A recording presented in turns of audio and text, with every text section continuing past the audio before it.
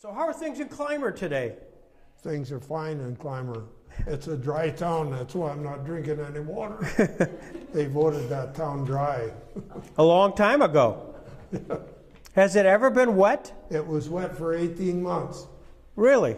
And the guy that sold beer in the Clymer restaurant did real good. People came up from Corrie and from Jamestown, from Erie, from Warren, from all over, and he run a nice clean place. They didn't abuse it any, but after 18 months they voted it dry again. Everybody goes to Corrie and Jamestown and brings it home. Was that the end of the restaurant? Pardon? Was that the end of the restaurant? No, it's still going strong. Ah, good, good, good, good. So, you've been in Clymer all your life? Most of my life. I lived on Freeman Street for a number of years, and I lived on a Corrie for over 2 years. My family moved there during the Depression, and my uncle was a plumber, and he said, "You come down here and I'll see that you get some work." And my dad worked there for went there for 18 months and never got an hour of work. Because if anybody had a leaky faucet, they fixed it themselves. And so he just didn't have any work. And I finally got a job in a Dairyman's League plant for 11 cents an hour, labeling cans of milk that were being shipped. We shipped 550 cans a day, and I made the labels for them, 11 cents an hour. So I was glad to get that. I got enough to buy my own clothes for school. My dad never bought any clothes for me after I was 13. I bought my own. Good for you. Now tell me, we've heard a lot about you from Doug Neckers. Albert Neckers? Well, yeah, that would be his son. Doug is on our board of directors here at the Jackson Center. He brought me this book, The Bridge at Remagen. Right. I was supposed to go over on that bridge, and I got mixed up, and they got me into the combat engineers, and I was in the 9th Army, and we were waiting for that bridge to be opened up so we could go over on it, and it went down. So then they changed us and put me into the 2nd British and the Canadian 1st Army, and we went to Wessel, Germany, and that was farther up the river, and that's where we were going to cross when they made a temporary bridge. And I thought after we got over there, I'd go over and look at one of the gliders, because they'd had an unsuccessful attempt of having gliders come in, 400 of them, to attack 85,000 Germans, which wasn't right. The intelligence was wrong on that. There wasn't that many. And the 85,000 Germans just disappeared, except for about half of that many. Anyway, I went in to look at one of the gliders that had crashed down, because they fly them right into ground. If they don't, they just keep gliding. And they fly them right into ground, and the more guys injured in the landing of the gliders than it was wounded.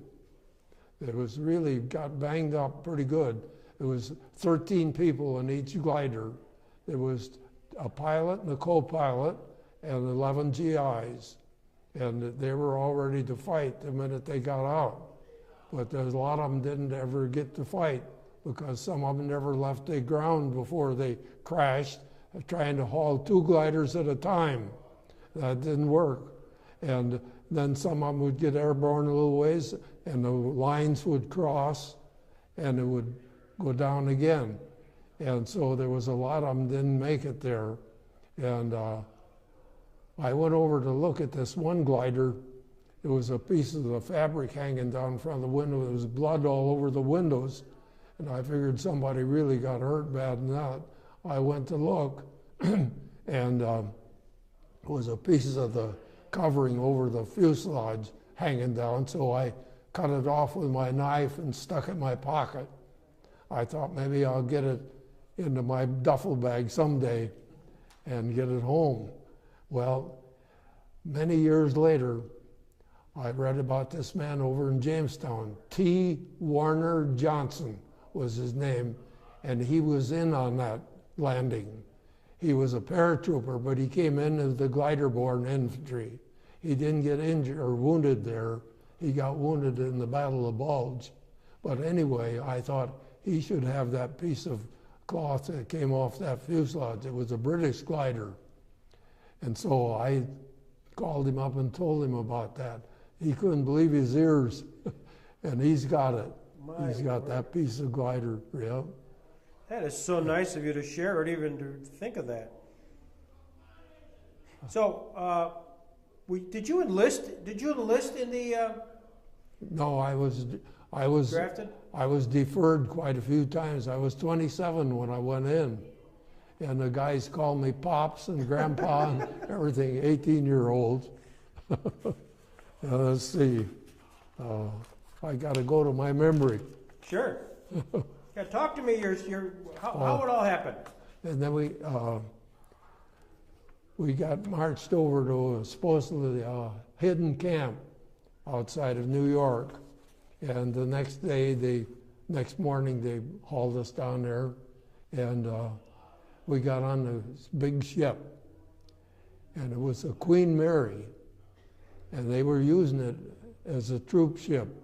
And I heard all kinds of rumors how many people were on board that thing. Anywhere from 16 up to 19,000 Red Cross workers and GIs and all different types of people. And we were on that, and we ran a zigzag course all the way across the ocean, went unescorted, and in 7 minutes we'd change course. And one time we'd be going up and down, and the next time we'd be rolling like this. And it was quite a rough ride, but we didn't get hit anyway. And my buddy on the same street went across in a convoy with a different outfit. And he said the Germans were firing the 88s right in direct fire down towards the Remagen Bridge. Instead of in trajectory, they were firing it right straight down. He said it didn't take them long to get off that road. Yeah. Wow. Because those things would fire a long ways, and firing right direct, they were pretty bad.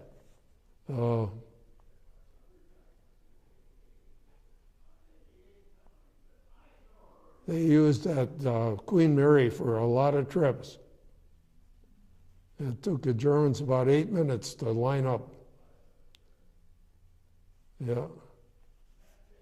And we had there was so many on there that we had to sleep part-time in one place and part-time in another. Wow. We slept part-time in the stateroom where they put bunks, but there wasn't anywhere near enough. And then the other part of the time, we would sleep on one of the decks that was all blacked out. And we'd sleep right on the deck. What year was this, by the way, Wilbur, that you were doing that?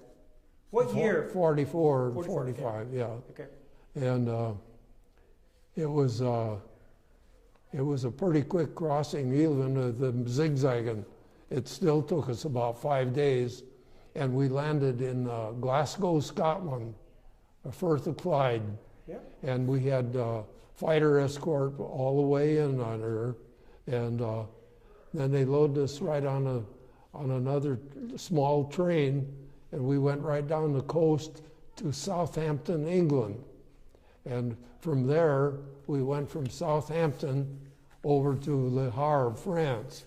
And we got over to Le Havre, and we was on a big Polish ship, and it was too big to get in the harbor.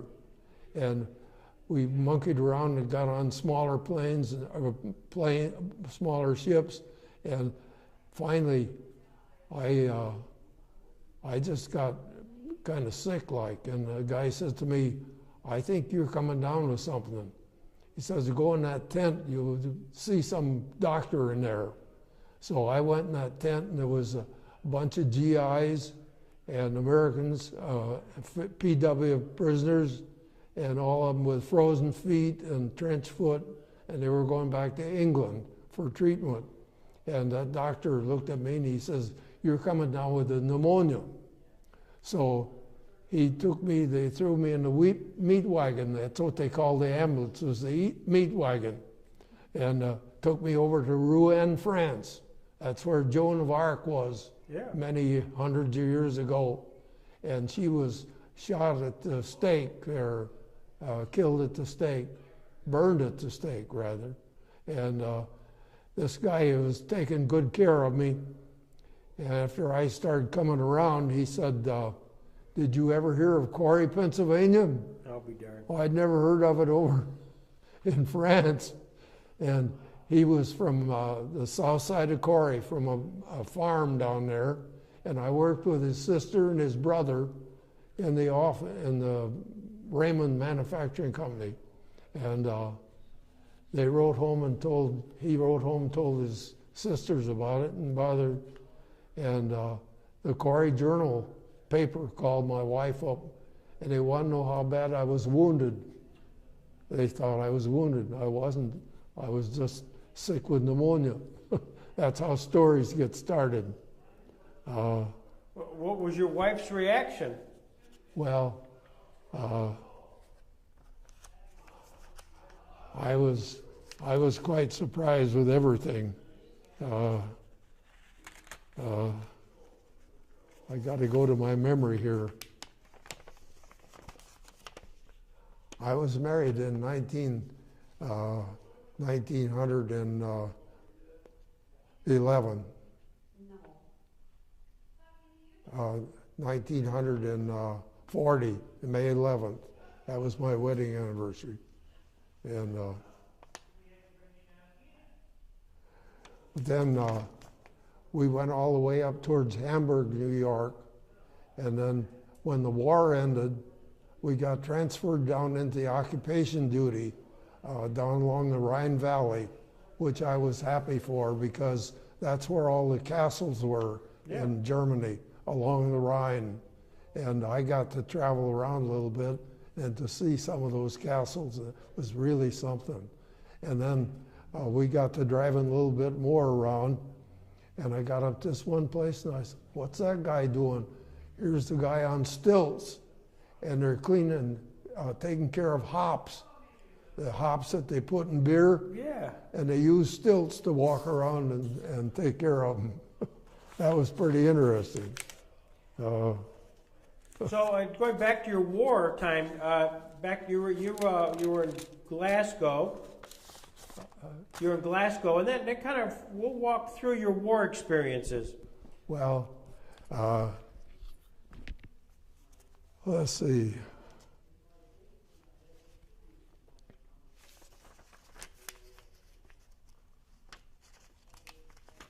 That's the only part of England I ever saw was Southampton when we came down on that little train. And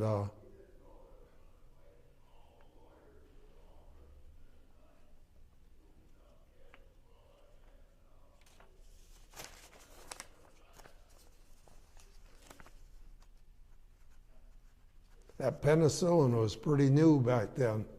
That was good stuff. That straightened me up in a hurry.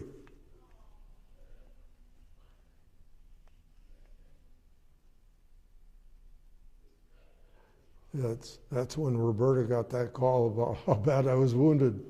What I was supposed to be was a replacement in the 29th Infantry Division. Mm-hmm.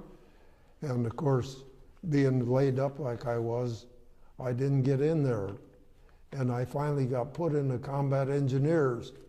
And I was a very unwelcome replacement because I hadn't had the training in high explosives and everything. And they worked in teams removing the mines. They worked about 5 or 6 guys. One would find it, and the other would defuse it, and they'd pass it back till I was the last man on the totem pole. Oh, is that right? I can tell you. Yeah.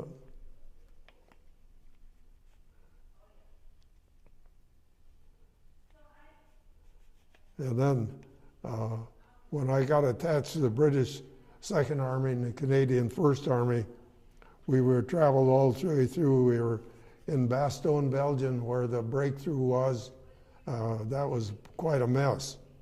And then we went to Luxembourg, and we returned back to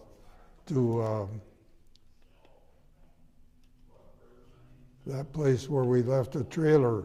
It had a broken axle, and we took some new wheels back to it because it had a generator on it that was working real good.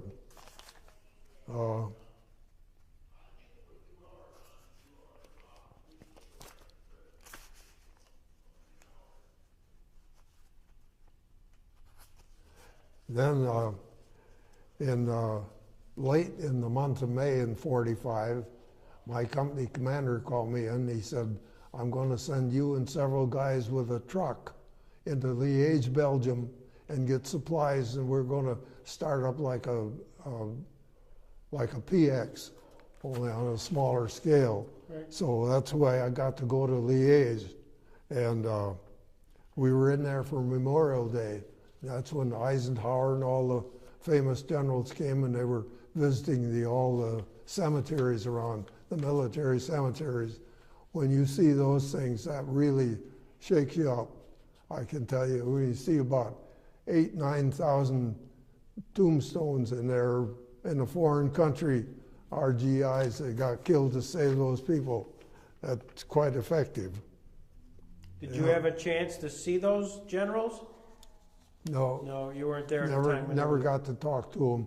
were- I saw Eisenhower a couple different times, and then I saw General de Gaulle, but I didn't get to talk to him. I saw he came through the Arc de Triomphe in Paris, France. I got a chance to go there. And after it was all over, you could buy, you get outside of the limits, 3-mile limit in the ocean, and you could buy cigarettes like for 25 cents a carton. Now there's several dollars a pack. Oh, absolutely. Yeah, and the guys that didn't smoke, they were still buying them, and they were selling them for tremendous profits. That was called the black market. Yeah. Yeah, and I got to go down to Munich. I was there in Munich, Stuttgart for a while, and I came back up. I stopped at Nuremberg. They had a light lunch that they served, a transient mess they called it, and where they played ball, that was all messed up. That had to be all fixed up, and these trailers, they never should have tried that. That was a foolish move. You know, What is that? I'm not sure. The trailers? our gliders, I meant. Gliders, yeah. Yeah, yeah. Now, at Nuremberg, when you look, did you see a chance to see the city, what kind of condition it was in? No, I didn't. Okay. No. I got to go to one other city called Mering, M-E-R-I-N-G. That was down by, and then we came up on the Autobahn. It was pretty good, except where the bridges, they had knocked them down. The Germans had put explosives under the abutments, and some of them didn't go clear down. And one guy was hauling a big outfit on a trailer, and he caught it underneath one of those bridges, didn't come down, cleaned the whole top off of it. Oh my gosh. The guy told him he'd be paying that the rest of his life. Of course, he wasn't. And down around Munich, Stuttgart, the people were really bitter down there. Of course, we weren't supposed to talk to them either, but that's where the Nazi party was started, down in the Munich, Stuttgart area. And they just didn't like us down there. And I wasn't there very long. And we came back up, and there was one place I said, "This is looking funny." They come under this bridge, and they had cemented all the part in between and painted it green. And back in the woods, they had their fighter planes. And they'd come and they'd take off on those fighter planes. And our intelligence finally found them, and they knocked the heck out of the woods, those planes in the woods. Yeah. And got rid of that.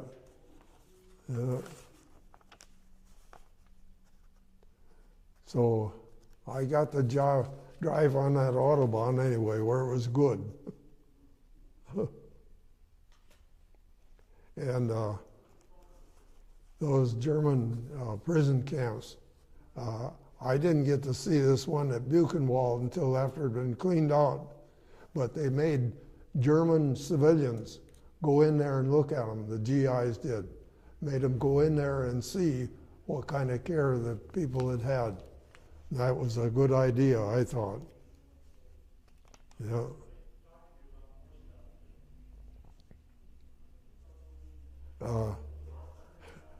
We sleeping bags and K rations got to be kind of old stuff. We didn't have them for too long, but we didn't have any food for our cook to cook. And so we'd go on K rations for a while.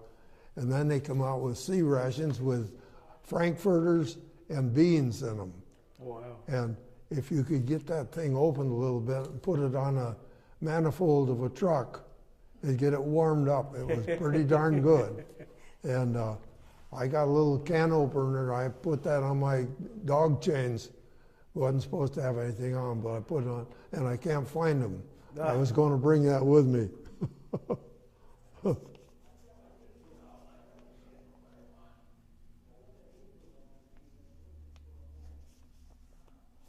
See, they thought we were going to the Pacific direct and get that war over with.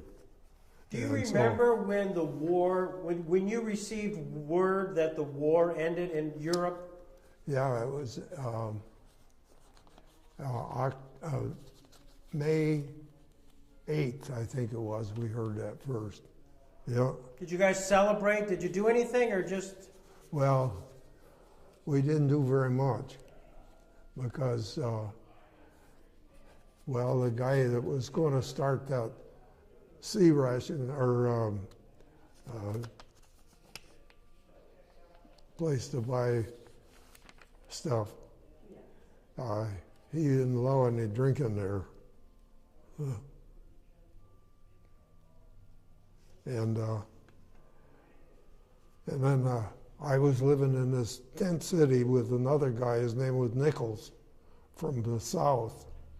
And of all places to be with a guy from the South, it was there. And finally, this one lieutenant that was in the warehouse where we worked, there was a room in each corner. It was a cavalry barn to begin with. And this Mr. Probst, the officer, he says to me, he says, you've got to come inside. You don't have to live in a tent. He says, I'll move my office out of one room and you can move in there. So we did. And then one day he came back and he said, you've got to go to Switzerland. Well, I said, I can't go to Switzerland. I was drawing about less than $10 a month. I had everything coming home to my wife. And he says, I'll help you. I said, well, I don't need that. Well, he says, I'll help you. And he went and he come in that one morning and he'd been helping somebody besides himself. He'd been on a toot, but he got the guys to sign a pass for me. It wasn't called a furlough, it was called a pass. And so I got to go to Switzerland for 7 days and 7 nights for about $20. Wow. Or less than $20. Yep. And that guy, your friend sacrificed himself to go out and get a hoot, get drunk for you. Yeah. What a guy. What a guy. He even, Lieutenant Probst even gave us his Jeep when he left. He got transferred down to Nice, France, and he says, you can keep my Jeep. And he says, well, if I need it, I'll call you up and have you bring it back. My gosh, that's terrific. So we had it for a long time. Yeah. That's how I got to Paris every once in a while on a 3-hour pass. Just go down there for 3 hours and come back home again. Wow. I stood in there one night, the first night I was there, and I looked around because that was the city of light. And it was all alight. And I just stood there looking. I think, you're in Paris, France. I couldn't believe it myself. That was something. I got to travel around there quite a bit. Yeah. Yeah. And I met a lot of nice people there. Were you fearful that your next stop would be Japan, the Pacific? That's what they said. That's why we were being kept over there in Europe. Okay. We were going to have to go and leave from, I can't think where it was, and go direct to the Pacific. Mm-hmm.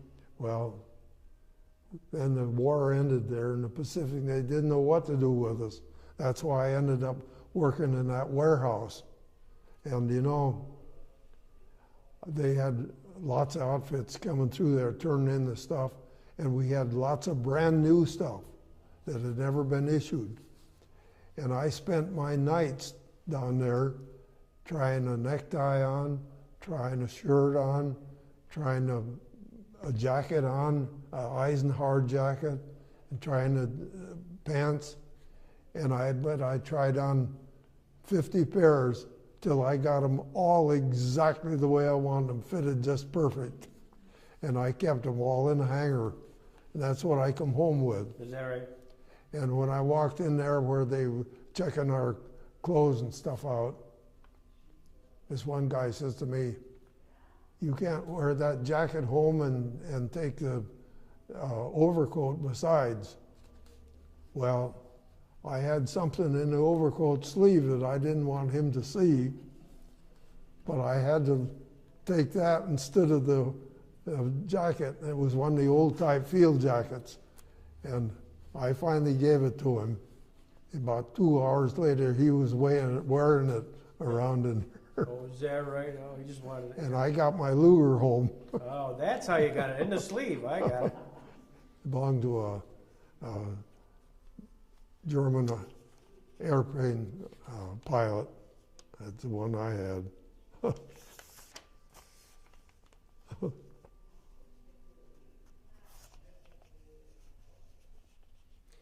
Then you came back home, ultimately the climber, right? Yeah. When you came home, was there a big reunion for you? Do you remember much about that? I don't think so. My brother-in-law came and got me up to Westfield. The train guys were on strike, so us guys couldn't come home by a troop train or by a regular train. We had to wait and get a troop train. Oh, gosh. So on your military experience, what was the most meaningful thing that you got out of that experience? I know one thing.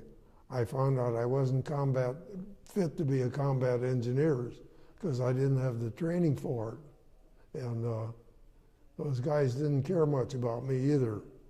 I was a very bad replacement for somebody that was never going to come back. Mm-hmm.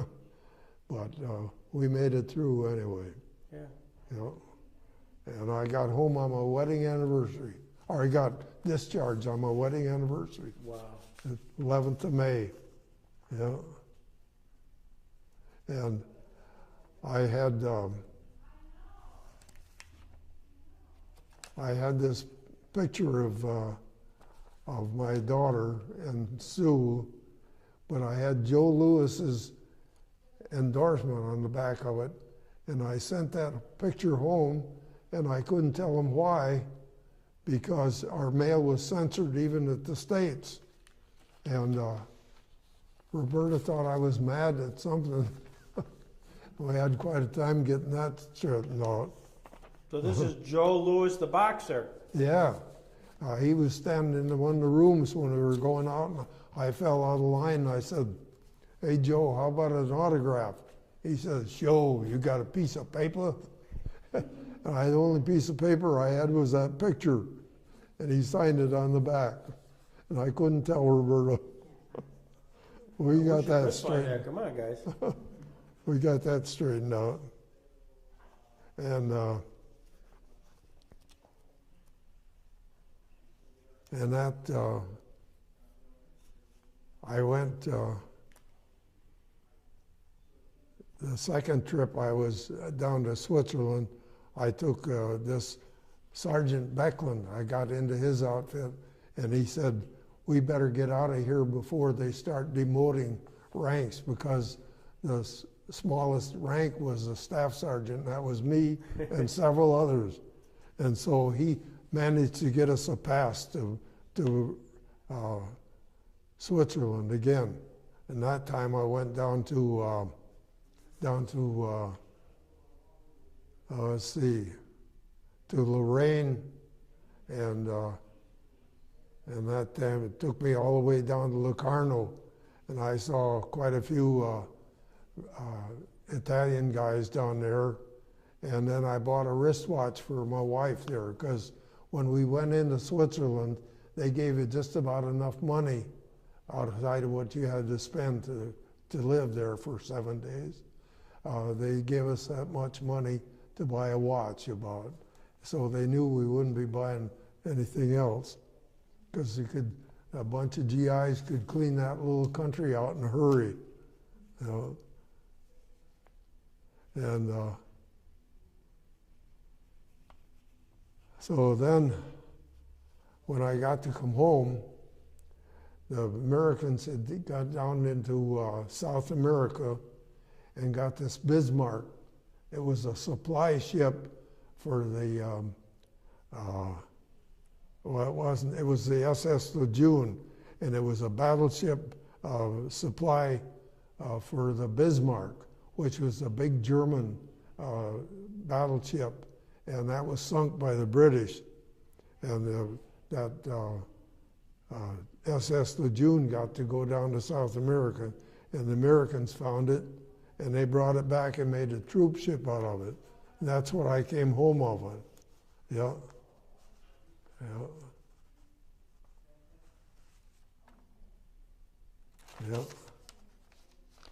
I came home on that troop ship. Yeah. I guess that's about all. Well, I got to ask you, before we draw closure to this, I've got to ask you about Albert Neckers. What you remember about Albert Neckers and Doug Neckers? The only thing I remember about, Albert came to see me with this bridge at Remagen, and he wanted to know about that. Yeah. And I was waiting to go across it, and I was in the combat engineers, and we were just waiting for that to be opened up so we could go through on it. And finally it went down. So they moved me into the British 2nd and Canadian 1st Army, and we went up the river to Wessel, and we crossed at Wessel. And that's where, did I tell that all over again? Yeah. I get it. I'm sorry. Now, I know you lived so much part of climber history. Yeah. Do you remember the name Robert Jackson as part of the climber band? Oh, yeah. We stopped at Nuremberg on the way up from Munich. We stopped at Nuremberg and got that transient lunch. Right. And I saw all the guys there, but I didn't get to talk to any of them. And then I also saw the little red roof schoolhouse at Reims, where the peace was signed between the countries. Right. And it's just the way it was. All their names and their rank and everything are right there. And that's pretty good. Did you work for Albert Neckers? Yes, I worked for his son. Okay. And he's the one that brought me this book. Okay. And I was going to go in the 29th Division, but I didn't make it because of my problems. Yeah. And then, of course, the Rhine River got that last bridge, and we moved to Wessel. Yeah, that's where that was. And there's a lot of night. Way back when, our guy Robert Jackson represented the Clymer Bank. The Clymer Bank? Yep. And also represented the Clymer Power Corporation. Yeah. There were lawsuits back and forth between Clymer Power and Cavendish. Yeah, Cavendish and Tempest. Tempest, T-E-N-P-A-S. Yes. Yeah. What do you remember about all that? Oh, I do. And they would have them in the town hall. They would have those lawsuits, and the public could go to them. And we heard some juicy stuff. This last one that I went to, G.H. Tempest went up. He had a fence across below the railroad tracks up by Cavendish's, and he had a fence there, and Cavendish had been bringing his lumber across the pond on a bridge and storing it there right in back of Tempest's fence. Well, Tempest was up there trying to saw the lock in two when Cavendish came along. He whacked him one in the face, cut him up pretty good. And they had quite an argument over that. That went on for some time, didn't it? Yeah, yeah. Yeah, they were fighting all the time. And Tempest had this, the place where he gave power to the town, electric power, was an old feed mill. And he converted it. They put 2 boilers in there. My dad used to have to go up and take turns firing the boiler at night to keep it going. And I'd get to go up and sleep with the bed bugs on a cot. Yeah. And I'd go fishing. When we went down the stairs into that boiler room, there was a place that looked right out on the what had been the river for the power for the milk plant, for the plant. And I'd fish down there. Then I'd go inside and I'd have some more juicy stuff. One of the things I was going to ask you, do you remember where you were on December 7th, 1941? Yes, I do. We were at my wife's grandmother's place. She was in bed. She'd had a heart attack. And while we were there, we heard that the United States had been attacked by Japan. Yep, we heard that right there. And of course, when we got home, the news was full of it, and we were in it. Did you get a sense at that time that now that might affect you? Well, I thought it said they were going to take just 18 and 19-year-olds, and they took a lot of them, and a lot of them never come home. And if I'd have got put into the 29th Infantry like I figured on, I wouldn't have come home talking to you either. Right. Because all of those guys were killed that were replacements. Every one of them, you know. They just... How did the war affect Clymer? Well, there was a lot of guys went from the farm or from a job in Erie to a defense plant or something to a farm, and they got exempt from being in the draft if they were in the farm. Yeah. Did you have people come to the farm who you just never knew who they were? I mean, they just sort of showed up to try to get an exemption? I never went to work on a farm. Yeah. What's the question I should be asking him?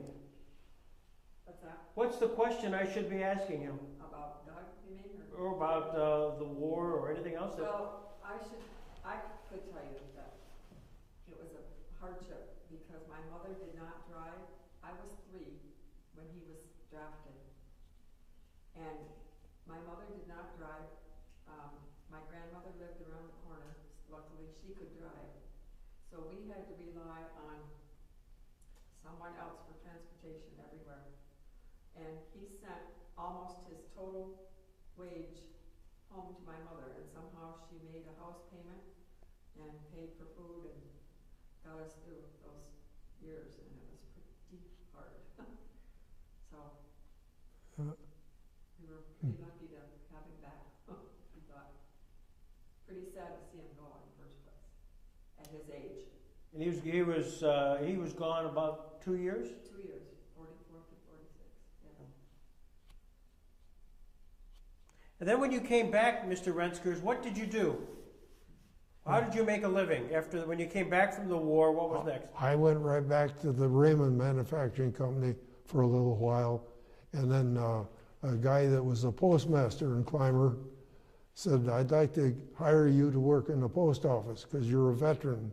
But he said, I can't wait, I can't hire you for sure under civil service until 3 people have failed to pass the exam. And so I happened to be the top one. It was just a general knowledge question, but I was glad because nobody said he had ends on it, you know. And I worked my whole working life as postmaster, as postal clerk, and also a rural carrier. I loved that job. I got to know everybody and saw the kids grow up. Yeah. Were you part of Peak and Peak? No, I just used to leave their mail there.